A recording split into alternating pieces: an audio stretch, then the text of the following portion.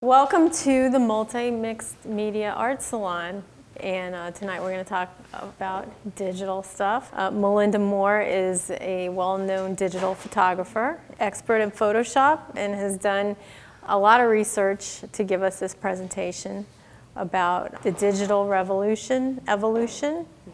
And so without further ado, Melinda Moore.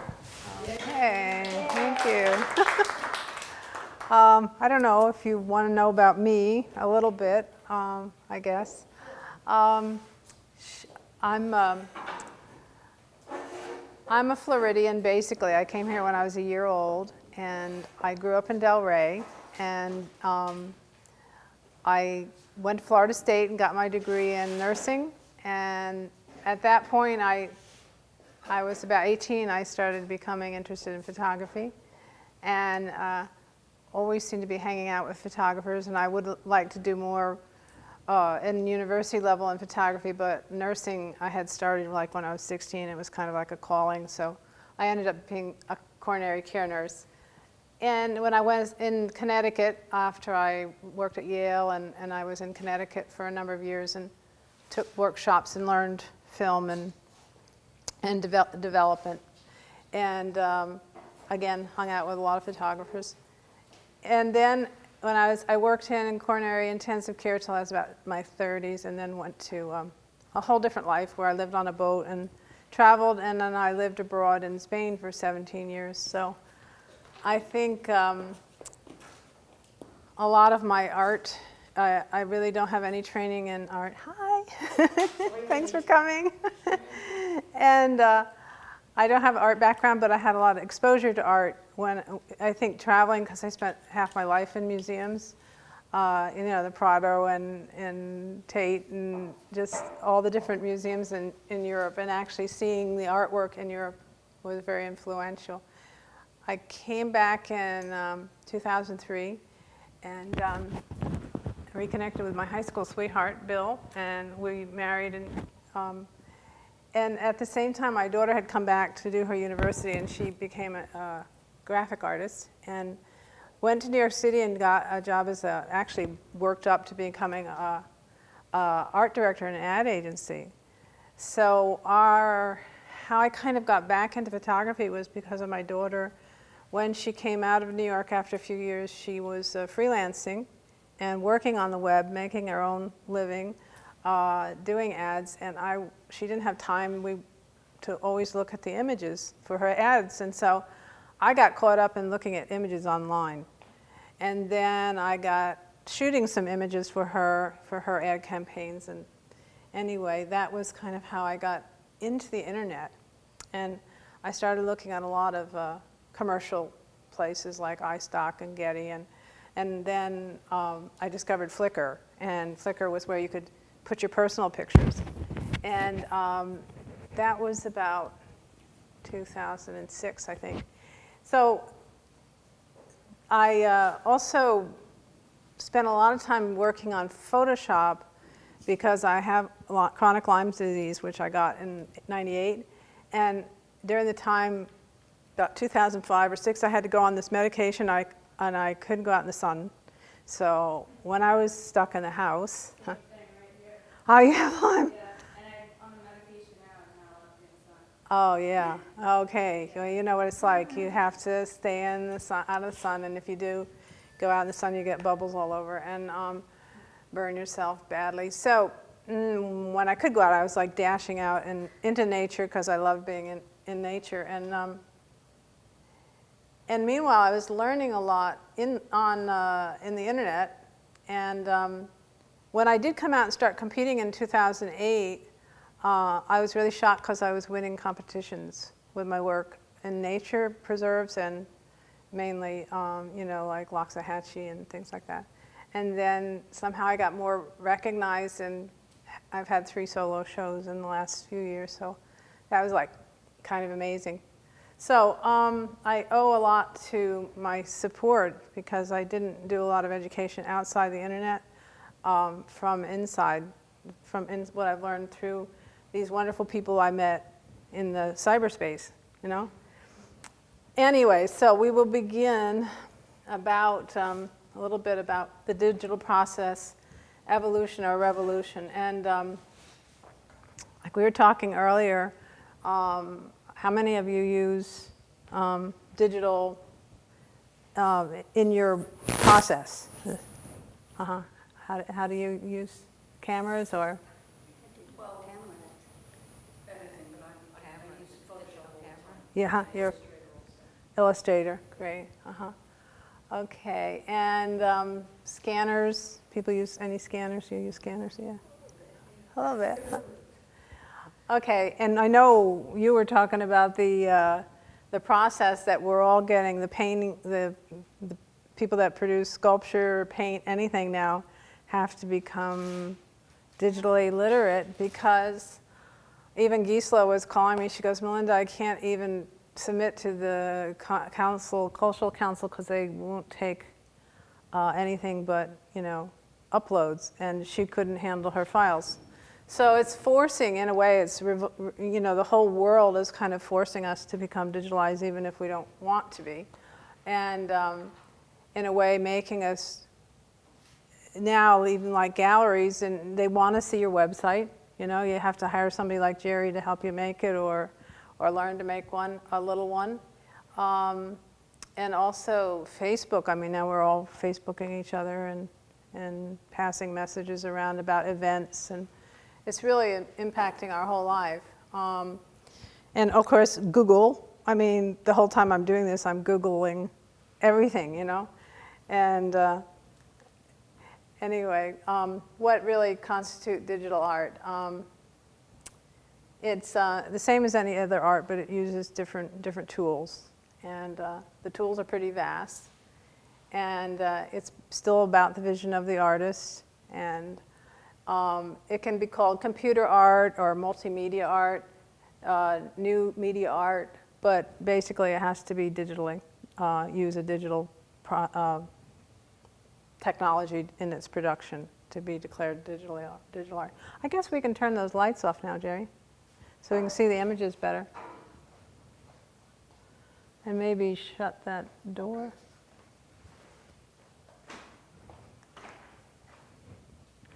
The little history timeline, because I think things are moving so fast, but in the 50s, the computer was invented. In the 60s, the first digital art was done by scientists, actually, and I had to do a little research about this guy named Michael Knowles. He started doing it based on Mondrian, which was a turn of the century guy that did very what do you call it? Grids, yeah. And then actually fractals came next, and fractals are purely generated on math, okay? They're mathematical programs. So, but somebody had enough sense back in '68 to even start a society in London to start collecting this artwork. And I know I said to Ellie, Andy Warhol painted a portrait back, and she goes, no, Andy Warhol's not digital. And I go, well, I think he did the first portrait, and he did the first portrait, and he did it on this Enigma, I think it was called an Enigma computer. You probably know that better, Jerry, than I would. And a primitive paint program, and he painted Debbie Harry. And actually, if you look at his work, it's kind of like, yeah, it kind of all went postery anyway, do you know? As he was an illustrator. And then we got our home PC. I remember having mine in '89. Even in Spain, I had a PC, and Adobe Illustrator and Photoshop. And actually, the first Mech Paints, they had primitive, simple painting programs. And then in the 1996, 2010, the internet, cell phone, Facebook, iPad, and like almost 100% of our information is passed digitally. And no more Websters, huh? No more Websters. Yeah, no more Websters, right? 2000, except online, 2008, 2012. More and more, we're starting to see digital art in fine art museums. So it's actually come into its own fairly recently, you know, so it's been really quite quick. Melinda, I'm just curious. Yeah. Where is the value of the digital art compared to the, I guess, organic art, like money-wise? Is it comparable? I'm wondering about that, you know, because that's wow. really telling to, Yeah. you know. Well, we were in Art Palm Beach. We were looking at the prices, right? And like that, what was that X-ray piece? 16,000. I don't know, 20,000 for this picture that was utilizing the X-rays. Yeah. I mean, that was really interesting. That was high price. Yeah. I think. Yeah, that guy used X-ray machines. Digital X-ray. So I don't know. it's valued and considered an unequal. Yeah, I mean, I think depending on how with collectors, how elevated you get, you know, the price has gone up. Yeah. It depends on the art. I think it just depends on if. I mean, it's like the art world. I think very few people make it to the top, and the more renowned you are, you know, the more your art's worth. And if you're dead or alive, I guess that counts too. So, you know, it's like, it's going up there in value. Okay, I have a list of digital art, and then I kind of break it down a little bit. Computer generated is fractal or algorithmic. Digital photography and scans is another type. Vector, which is the Illustrator, Dreamweaver, InDesign. These programs are just the most used programs. There's more programs, and they're growing all the time, but these are the most common programs. Photo painting is usually done in Photoshop, Corel Paint, and you can now do it on your iPad, which is getting very popular. Pure digital painting means that you are using a photo maybe to look at, but it's not really in your workflow. You're actually painting on a tablet, and you're painting from scratch on that tablet. And the integrated digital art is montage, collage, painting, and manipulation. And then we have video, which is becoming really popular. The computer generated kind of looks like this, with the art being in the invention of the formulas and the use of the formulas. And I don't understand fractals. Does anybody do fractals? Do you do fractals? No? Okay. I'm mesmerized by them. I have friends inside Flickr as contacts, and I watch what they're creating, and I'm like gobsmacked that they're beautiful. They're just strange, you know. I mean, they look like you're looking at a kaleidoscope sometimes. Lynn Bernay is having her show, and she does Bryce. And Bryce is also like a fractal-based program. She's going to have a show up at NiK, right? NiK Gallery this Wednesday night. Oh. We're raising funds for the Haitian medical team. That's tomorrow, right? Tomorrow night. Yeah. Tomorrow night, okay. Center Street in Jupiter. So if you want to see fractals and Bryce, you see Lynn's work. Yeah, her work is also amazing. And it's evolved a lot into the 3D programs that they use when they generate the games and when they generate television and movie sets. You'll see like Game of Thrones, you know, it's like maybe they'll use so much of that and then they'll create that whole background set. A lot of that is created by very advanced programs. Like I asked Sue Traber, she said one of them was called NiK. She was working in 3D animation up in Digital Domain before it crashed and burned. And she lost her job, but she said NiK was one. Terragen is another one, and that's used in animation. Okay, digital photography. Images are brought into the computer, and the artist uses editing tools and special effects to perform darkroom type of manipulations. You know, you hear this thing, oh, it's photoshopped. It's like, you know, guess what? I mean, these programs are pretty much our new darkroom, and the bigger cameras shoot what's called RAW, and the raw data is what I usually work in because it's not, as Jerry said, JPEG'd. Nothing's been lost, nothing's been taken away from that raw data. It's a little bit more of a challenge to edit that raw data, and the skill set is a lot in the editing. You can take, if I take my little Panasonic or my cell phone, I can probably get a better shot sometime because already that computer inside that little camera is doing more work for me than the big camera is. So people say, oh, I'm going to buy a big camera and take really good pictures. Well, sometimes it always doesn't work out that way. Sometimes the medium-sized point and shoots get your highlights and all your things going better than the big camera does. You get a bigger file with a bigger camera. Anyway, there's lots of software different programs like Lightroom. I use Lightroom, Photoshop. There's a free one called GIMP for people that can't afford Lightroom and Photoshop. Picasa. Do you know any other ones there that you like? Pixel? Pixlr. P-I-X-L-R. Elements, well, that's a Photoshop program. It starts at Elements at $100. Then there's CS3, CS4, CS5, CS6 is the newest. Do you recommend if someone doesn't know Photoshop to start with the elements? Elements, absolutely. Because you Start can with get your Elements. head around the way that it's You almost, set up, I yeah. guess. It's so much. Sometimes I miss my Elements because it's much more intuitive and it seems to be. They almost want you to. I finally got Lightroom because you almost need, like, you know, when you get to that level, you almost need both programs to do stuff. So start with the basic first.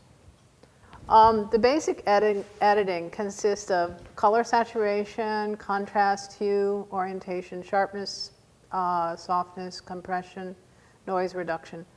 Okay, like if you were going to enter a straight photography like National Geographic competition or nature photography like I entered it initially, they don't want you to do anything but what you could do in the old days in the darkroom, which is, you know, basically this kind of stuff, dodging and burning. And you aren't allowed to do beyond that. The clone tool, you know, you can't use the clone tool to remove something or add something in. Can they tell? They can't. Oh, okay. If you do it well. If you and when you're in National Geographic level, they have had people totally get in trouble because the person did it so well, but then later other people analyzed right down to the pixel level, and this guy had put a bug in this bird's mouth or in front of the bird or something, and you know he got kind of banned after you know, he lost his gold medal basically, you know, because he cheated, you know, and when you're at that level, you're told, you know, there are rules. If there's a stick there and the bird's sitting on it, you can't remove the stick. So that's that level, okay? And in my world, I wanted to talk a little bit about collaboration and the different places that you can go and share your photos and learn. And I'd say nowadays, you know, I mean, learning as far as going to YouTube and watching videos is just amazing. I mean, it's like so much out there.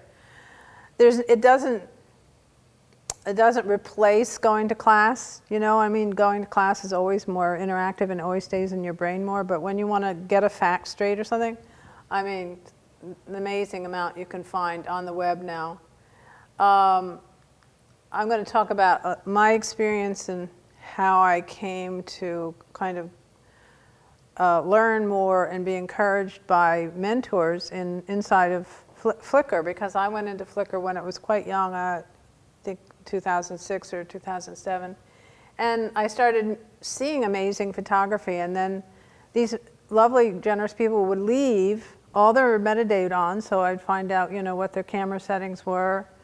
This guy, James Neely, he would, you know, share all about how he made the picture have more saturation, more detail. So he's a real sweetie. He's a color, I call him my colorist.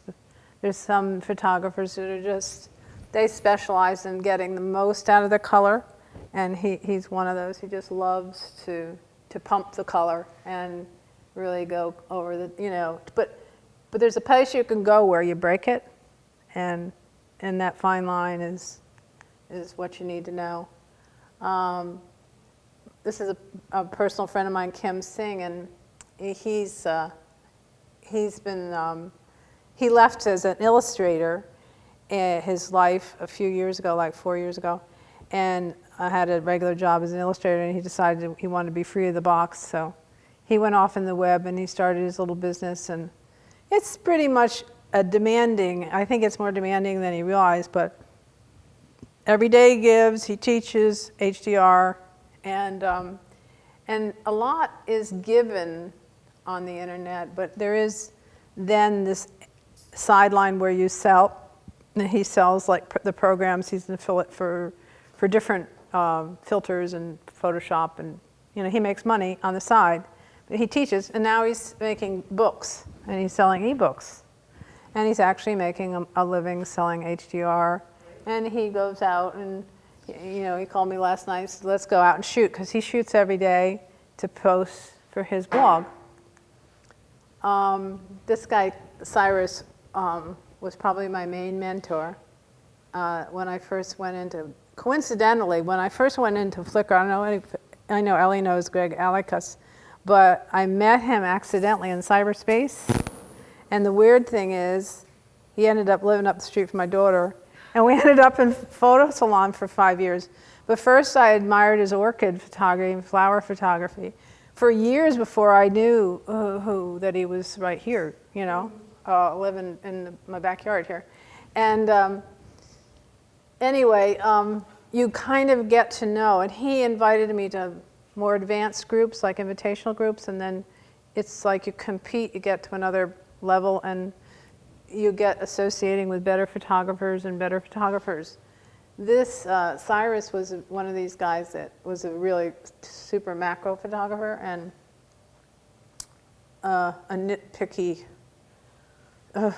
difficult teacher, because I mean he would just rip you up in your critiques right down to the pixels, you know. But he became a very good friend of mine, and we had a little group, and there was a German, and Dieter and Peter was in England, and we'd all get together every day, and we'd work on pictures. And we'd say, somebody toss a picture in, and we'd edit it, pick it apart, edit it again, you know. So through the little Make It a Mega Shot, he then went off and decided he'd build his own website.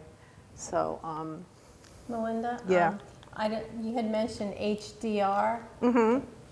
I don't know if everybody knows high what that dynamic is. range, yeah. Okay. High Can you dynamic. explain that That's a little where you take 3 exposures and blend them, one overexposed, one underexposed, and one proper exposed. And what happens is when your eye looks into the sunset, for instance, you know, you can see, but the camera looks at the sunset, it won't see the foreground, it will be all black. So when you expose for the foreground and make it, you know, properly exposed, then of course the sky will be blown out. So if you take the 3, you can blend them. And some people go as far as taking more, like 8, 10 files to get all the different layers and light, you know. And that's what a high dynamic range is called. And then you blend them together either in Photoshop, or there's a program called Photomatics that's popular. That's what Kim Singh specializes in, if you want to know more about that. Is that his wife? This is, pregnant is his wife. Wow. Okay, this is lab oil. I wanted to show lab oil because his name is Alan Laboyle. Again, I think I'm hung up on French people. But Alan Laboyle, I've been watching for years. And I think when I was first with Emily and we were talking in the photo salon about people that have the ability to capture that decisive moment. Henri Cartier-Bresson was one of our people, Elliot Erwitt. He's an old-time photography, black and white, okay, that are classically famous for this decisive moment. So I discovered this French guy, and I fell in love with his work. I don't know how many years ago, but I've been following him for years. And so his whole development, he keeps having more kids. He's got 6 kids now, okay? And what he does is every day he takes these pictures and posts what the kids are doing. Half the time, I mean, half the time they don't even, they live in this rural community, I don't know, in the middle of France, right? They must be homeschooled. And they're always hanging out doing stuff that I did when I was a kid, or, you know, like my daughter, we grew up in a very natural environment in Spain, and she played with her bugs and her dirt. And this guy hits me home really big time. And also, I mean, the only problem that worries me, because sometimes half the kids aren't dressed, is that, you know, he's gotten a following of perverts, which does happen when you post children. I think he didn't have that in his mind when he did it, but it is a sad thing. But no one was really looking at his work back then, even a year ago, except me and a few other people who I'd share it with. But I go, God, this guy's good. This is my favorite picture. Is that not the most wonderful picture you've ever seen? So I thought, this guy belongs in a museum. He's just so amazing. And he does it over and over again. You know, he does it. So the other day, I mean, I don't know what day this was, last month, December 27th, or I don't know when it was. No, it was in December. So it wasn't yesterday. But he got a New York Times write-up. He got a New York Times write-up. So as time went by, you know, it's like, oh, I found him when, you know what I mean? And suddenly he's in the New York Times. So what's exciting for me is the platform of all artists, including painters now, that we can kind of skip over some of this elitism that goes on, you know, where you can't get in because, you know, you didn't write your artist statement correctly. Here's this guy, and somehow he got noticed by the New York Times.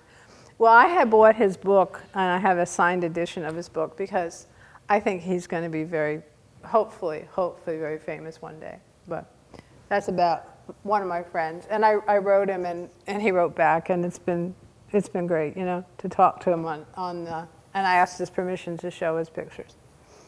And anyway, vector art. You use Illustrator, right? Illustrator's Dreamweaver vector art is, Jerry can probably explain vector art better than I can. Yeah, based on lines, points, and shapes. It's used as mathematical vectors to draw objects. Yeah. Yeah, and it's a much lighter file. Oh, yes. Yeah, and it's kind of like you can fill it with color, and You can blow it up and put it on a billboard. yeah, Exactly it the same. doesn't lose its resolution. Yeah, but also it has that kind of flatter, you know, look. It's because yeah. So when you use your font, that's what vector. When you do fonts on your illustrations. So it's used in advertising, and it's used, I guess, I mean, that was supposedly vector art, which I think is quite amazing. So it's used in art too. Okay, photo painting can be mainly done in Photoshop, Corel Paint, and then there's lots of filters and plugins which get more vast, and the tools in Photoshop alone are huge, and then you can add on more and more tools till it's just like endless, and it's lots of fun to play with all the tools, and it's like playing with different mediums and different brushes. Sometimes it's a push the button thing, and you get an action, and sometimes you create your own brushes and actually paint, smudging and painting with the brushes. This on the right is an example of I think it was, I can't remember what tool it was, what filter it was.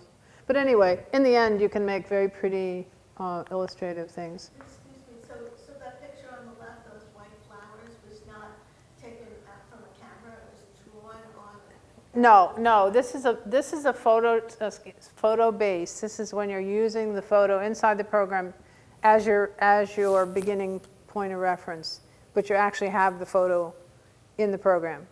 Okay, so no, this is based on those flowers, which were real, but then the artist used her tools and to create a painterly effect. So does Photoshop offer additional tools, or do you use third-party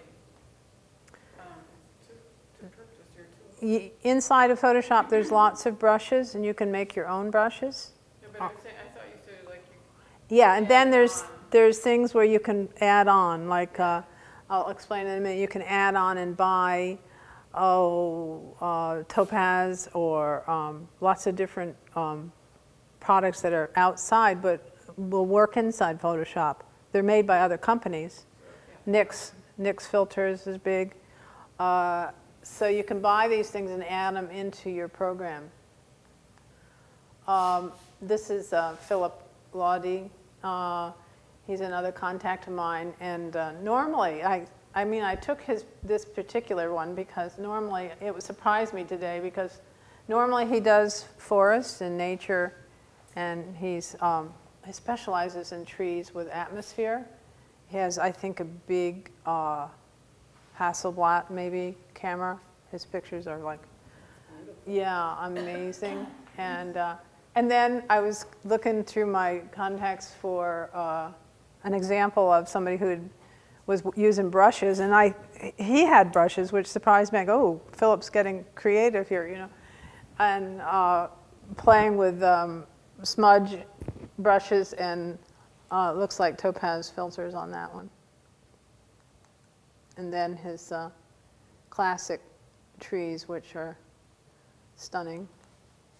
This Heather Michelle is what you think of as the commercial portraiture photographers now are also going towards learning painting, and she writes the book on Corel Paint. So she's one of the top artists.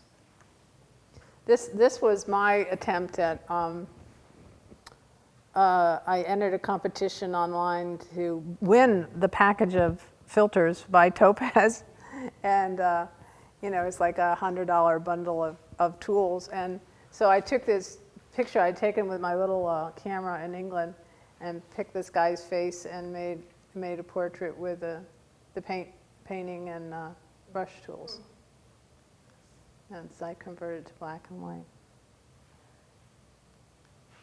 This is another one that I was insane to do. Because I just fell in love with the little girl's face, and somebody was reading their wedding vows, and I think you get emotionally attached to your pictures, you know. But that little girl's face was so sweet, and so this is one of my first pieces where I used the texture background to block out the beach. Now, in the pure digital painting, you don't use a photograph as a reference. You use the tablet, usually the Wacom tablet. It's a pressure tablet with a tool. The iPad you can actually finger paint with. This is AJ Brockman. I don't know, anybody know AJ? Yeah, he's local. AJ is inspirational person, and he painted with regular mediums, and then he started digital painting because he has a degenerative disease, and he's become paralyzed except for his one hand. So what you're seeing him do is paint with one finger on his tablet or one hand, and he starts with a blank canvas, and but his style is very photorealistic. He might be looking at the photo, but he's actually laying the paint down inside the program. This is AJ and me and Linda King, and he did a family portrait of the president, and actually got to meet the president, give him the portrait, and yeah. It was in the Post, and it made the you know, the bigger newspaper, one of the bigger newspapers, with the guy carrying his portrait onto the Air Force One. Oh, I've seen that. Yeah, and that was so exciting for him. You know, it's he's amazing how he does it, and he's an amazing person. And So that's, he didn't create that from scratch, he did. yes. He creates from scratch. I mean, it wasn't a photo. He was working maybe off different photos, but, you know, looking at the photo, but he's creating like a painter would, yeah. And he's doing it with one finger, you know, so. The same with the James Blunt. He just had a show at City Hall. Then he had one at the, a real nice reception at the bank, the Northern Trust Bank the other night. This is the first girl that I discovered. In Flickr, there's groups of people that do upload paintings. You know, they do upload their artwork and the photographs of their painting. And this girl I met accidentally. She's the first person I ever saw paint in Photoshop.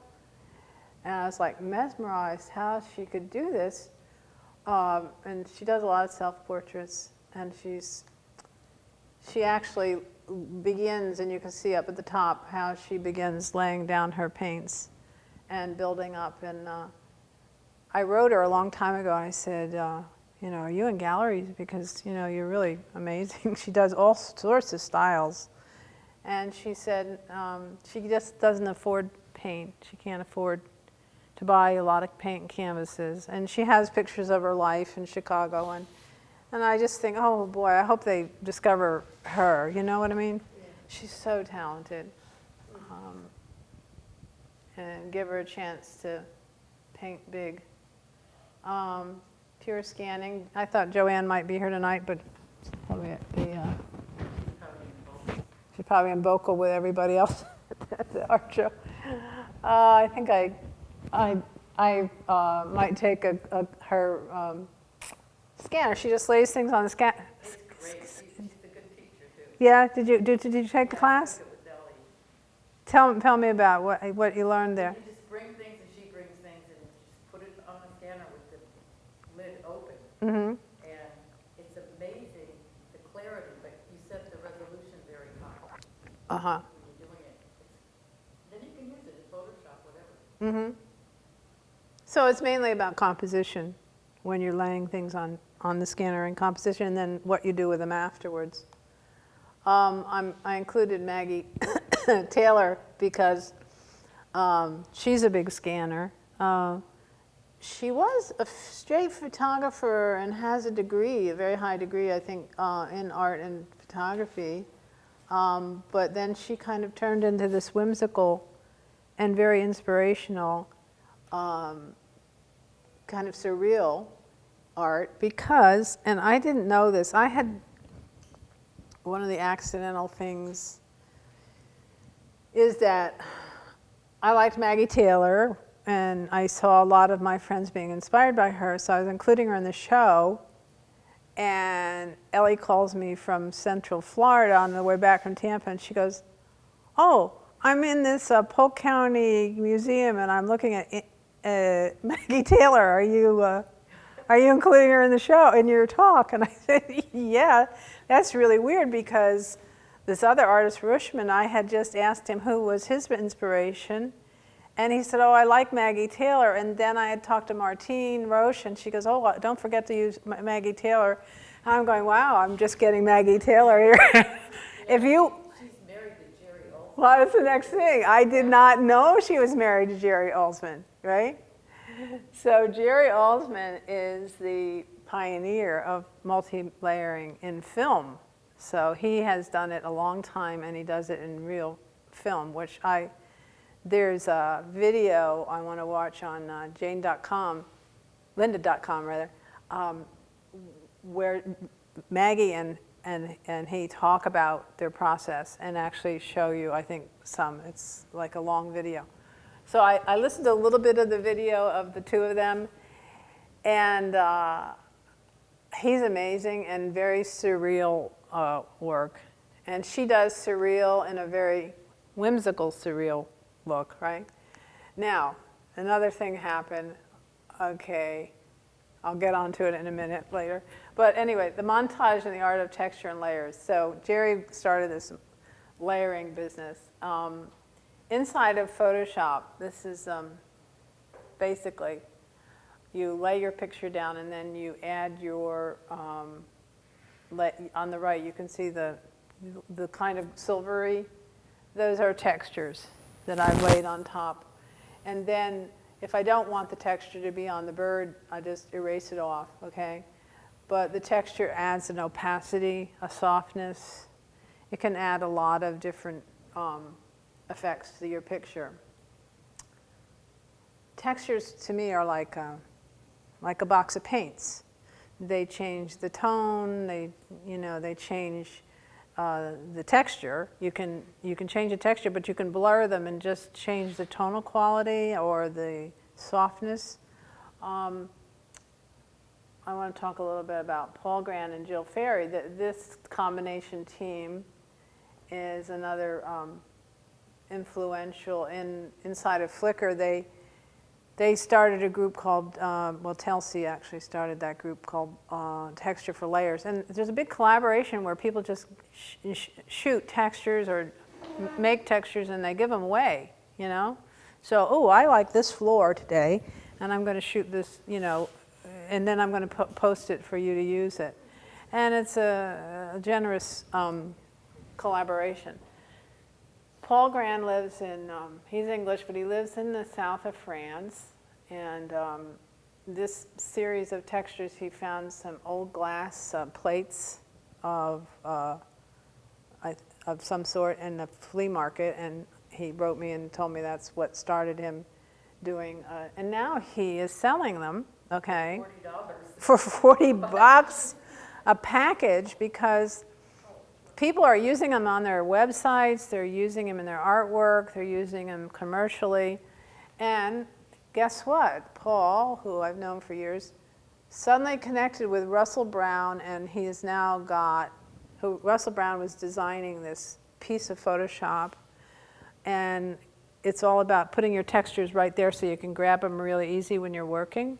And he used Paul's textures in Photoshop 6.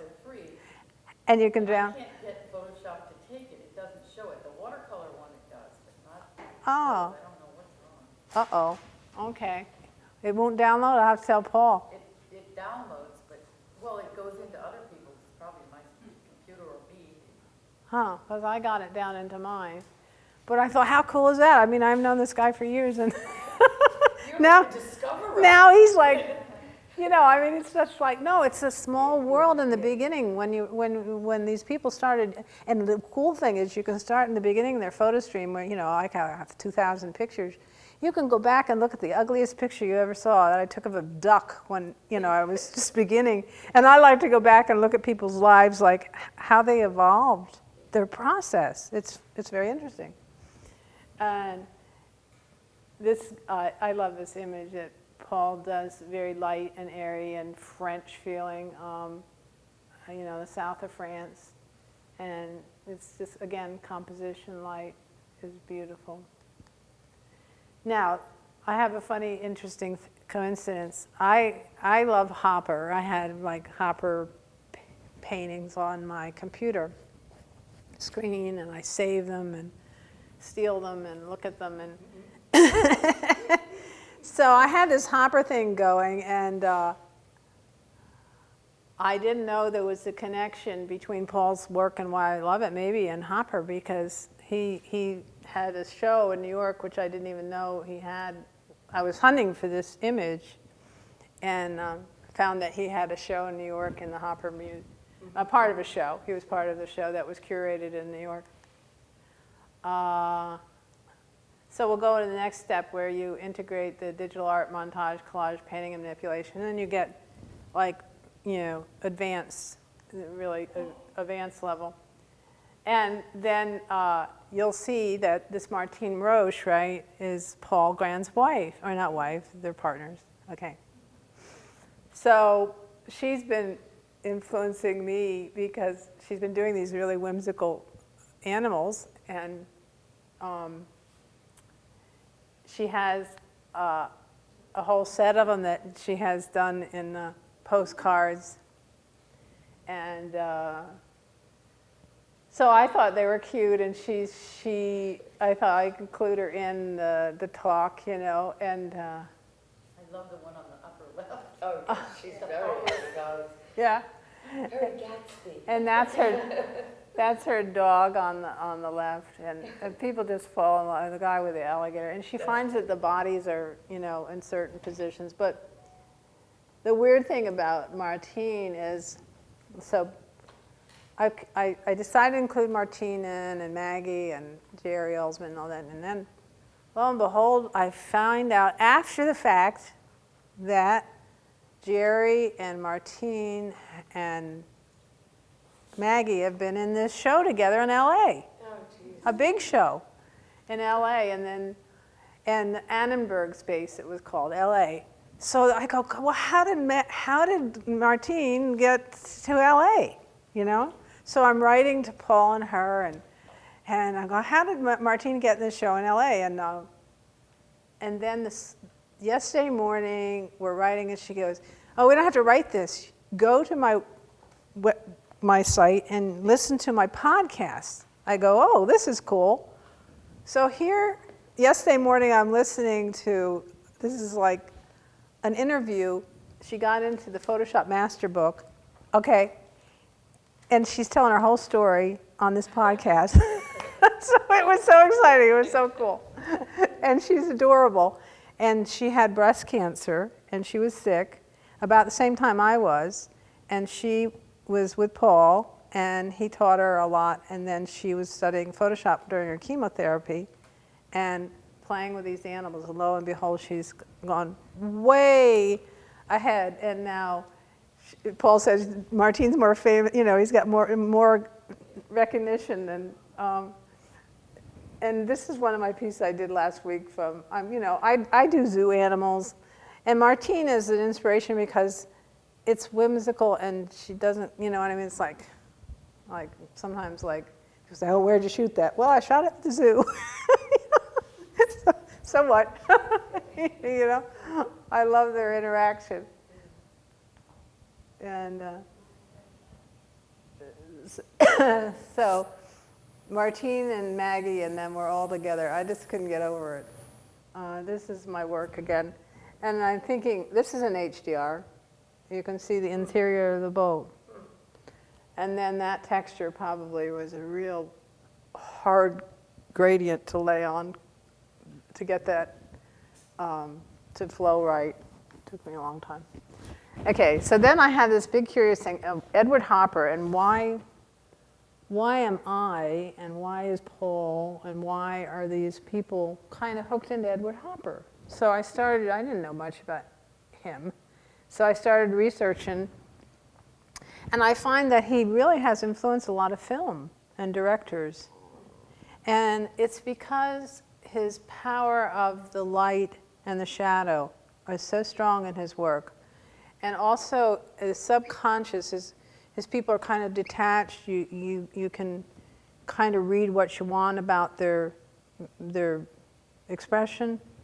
And also, I didn't realize that he is a crossover from a realist painter to a surrealist painter, which also, I think in digital art, you get a big resurgence of surrealism. So this Richard Tushman, I fell in love with, I don't know when, and I've been following him along, okay? There's the Hopper painting, okay? There's the Tushman piece. Now, how he did that in photography was beyond me. I mean, I studied this, I'm going, how did he paint that, you know? How did he get the girl there? Did he go to England or America, or find the town where, you know, that looked like the same out the window? His work is so sophisticated and compelling to me that I've just been looking at it, wondering. So when Ellie asked me to do this, I thought, well, now I have a reason to write Richard Tushman. So I wrote him, because I didn't know who he is, right? And I wrote him, and I said, okay, how the heck do you do this, and who are you? And, you know, I'd like to talk about your work. And he wrote back, he's just so nice. And he's a professor. He's done a lot of different levels of, he's very advanced. And he sent me a link to a podcast with, and a vodcast, actually a video, of how he creates it.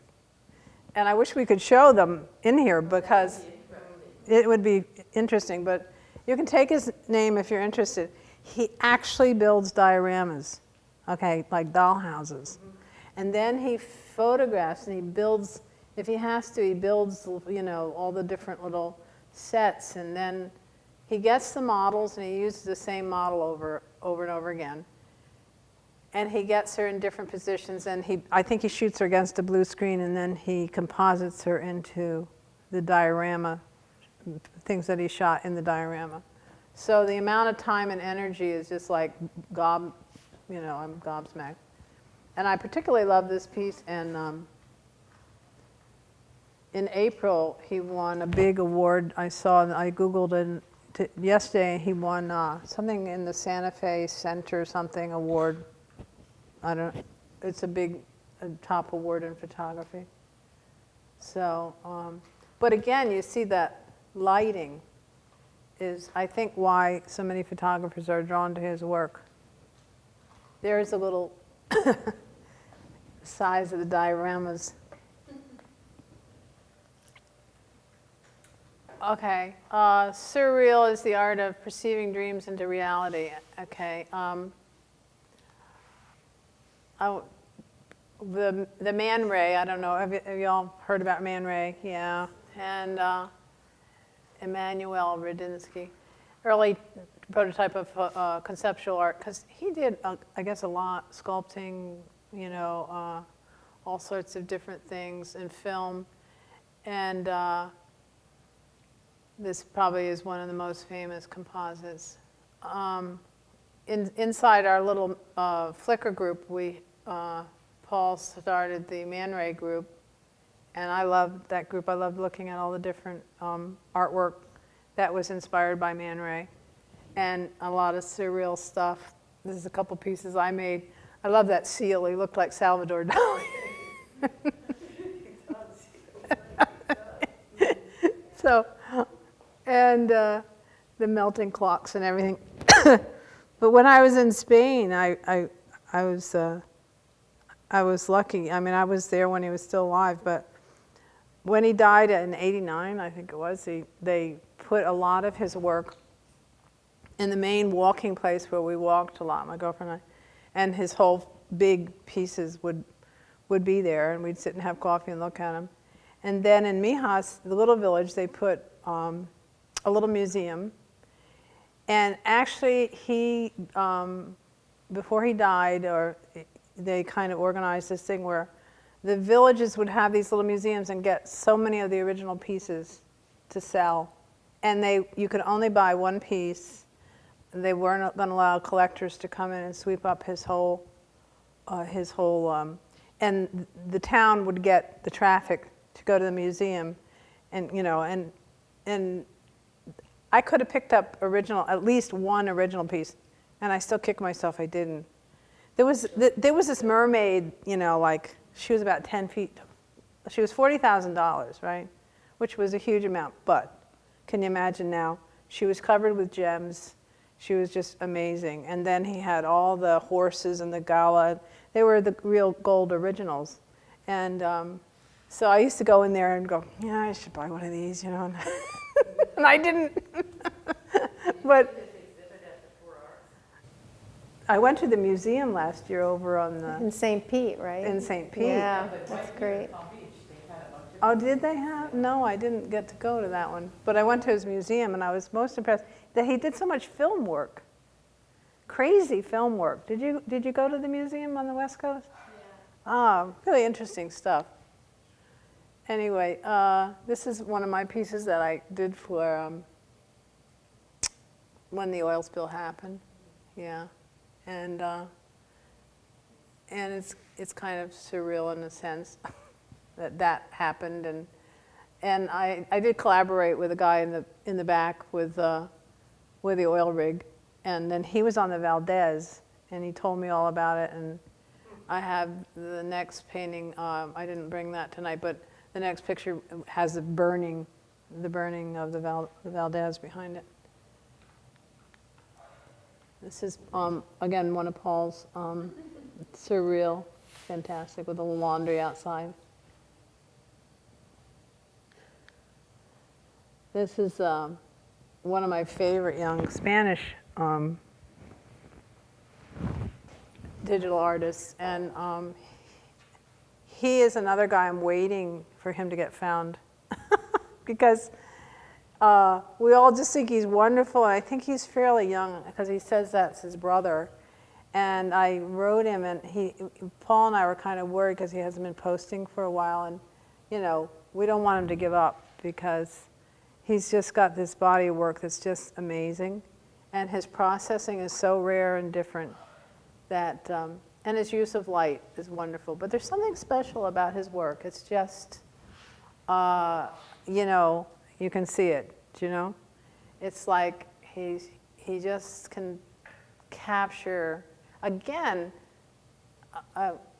it's kind of like you can read a lot into the woman, right?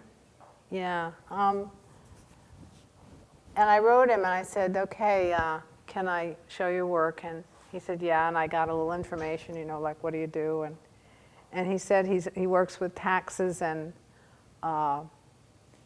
he's been in a little gallery show, and he works with in Sevilla in taxes and something to do with engineering. And I said, why aren't you posting? You know, and he goes, well, I'm taking a little break and I'm doing some spiritual work. And I go, oh, spiritual work, yeah. I can see it in his work that there's, if you see his whole body of work, there is some influence from the Catholic Church going on.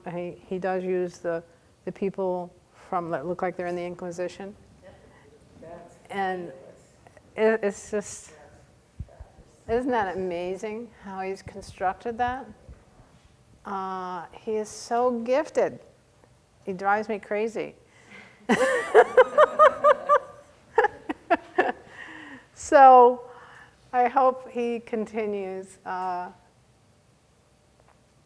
doesn't give up. And you know, sometimes people don't know. I mean, I don't think he has an art background, you know, so he's one of my discoveries that I did start pushing him around into the upper groups, and he started getting a lot more recognition. Otherwise, you just sit there in the bottom of the pile, you know, but until someone goes around and then says, ooh, look at this, and you start passing it around amongst the curators, okay? The use of light, I mean, that's just crazy. They took that photograph going down the road, and then he imagined that, you know? And that's the magic of the art. You know, it doesn't matter what the tools, it's the magic. And he's got the magic, just amazing magic. We've seen him, right, Jamie? I always thought his work was a girl for some reason, but Holden Luntz also, he's one of the only ones that Holden Luntz has, I think, in his gallery. But we saw that at the Palm Beach Art, right? It's a girl named Quiz. Who copied who, I don't know. But she does her hands like that with lots of strings. I don't know if she's inspired by him or he's inspired by her, because she's quite known in Europe. And she's not been too busy because she's had babies. But his images are based on fairy tales. All his images are based on fairy tales. Isn't that wonderful? Some kind of steampunk. But you know what I was looking at? That it caught me after I was going through this. That I'm very attracted to this window light, you know, and all, again, you know, in all the images I've picked. lighting is so amazing, and I would love to do more people. We will. Yeah, I hope to do more people. Loretta Lux, she's somebody that Ellie brought up to me. I haven't seen her, but this light and airy style is like a total contrast. It's very flat, you know what I mean? But interesting. And she's done these really strange series of portraits of children in a very painterly style. And you can actually paint on the skin, you know, like when you do the edits, you can, you know, you put your paint over and start painting. So she probably hand paints a lot. We remember we were looking at Art Palm. I'm sure everybody saw this one when you first come in Art Palm Beach. The amount of, huh? Yeah, it was probably in Art Basel too. Yeah, I didn't make it down there.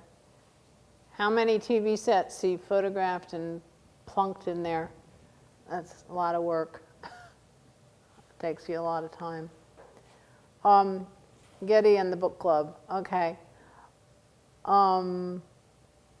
Because of Paul, he's my curator into Getty. He's the one that invited me in to be in Getty, and he has a lot of book covers, you know, and so does Tushman. He has about 30 of book covers, and really interesting book covers.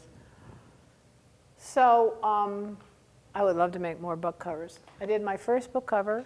That's on a German novel. How So did that happen? through Getty. Yeah? Through Getty. Congratulations.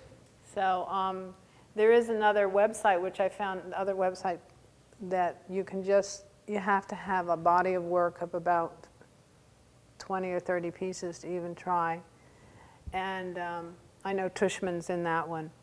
Well, that's a big challenge to try to make 20 or 30 pieces. But sometimes they're very simplistic. I mean, that was just a very simplistic piece.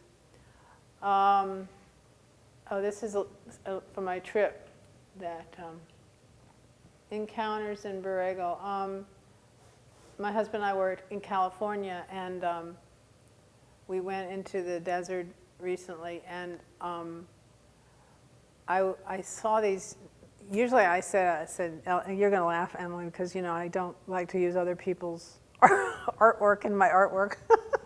But these sculptures were in the desert, and I just got enthralled with them. They're huge. And you're going across the middle of nowhere, and suddenly I didn't know who put them there, you know? I mean, there they were out there, and they're just huge. And When you say huge, how tall is he? Oh. Is he 30, 40 feet tall? Oh, no. I mean, he's like maybe 20? 25. That's big. Yeah, big.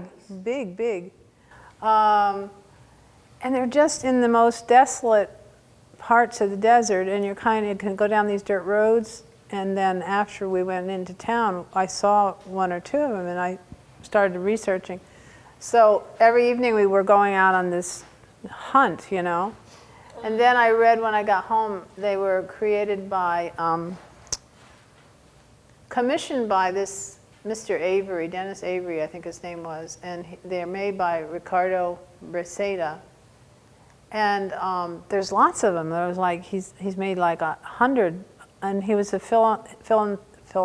philanthropist. He died last year, sadly, so I don't know if he's going to commission any more. And for that whole area of Southern California, he just went and commissioned this Mexican artist, Breceda, to go out in the desert and build these giant metal sculptures, which are like incorporated in the landscape now. And it's like, wow. So these are all metal?